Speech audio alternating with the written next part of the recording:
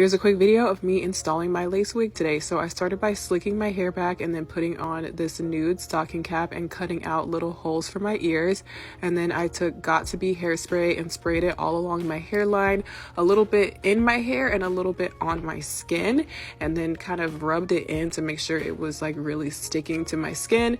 And then I used my blow dryer to completely dry it. I need it to be completely dry, so it shouldn't be wet or sticky at all. This takes a few minutes. And then taking my little scissors to cut a hole right by my hairline so that I can cut all along my hairline without cutting through the elastic of the wig cap, if that makes sense. This is a new method that I've been doing because it helps the wig cap actually maintain its elasticity and stay on my head better. So you just kind of put it behind your ears like that.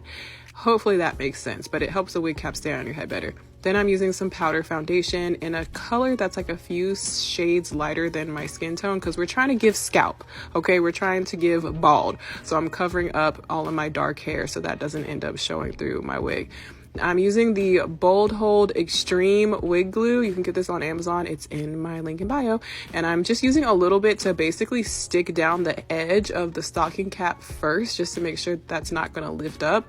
And then I'm going in with a second layer of the wig glue, more so on my skin, like right in front of the wig cap. And this is actually going to be the main layer of glue that actually holds the wig to my head. So I'm just using something to smooth it out so I have a nice even layer, letting that get tacky for a little bit, and then sticking my wig on. This is a wig that I've already worn several times before, so it already has the excess lace cut off.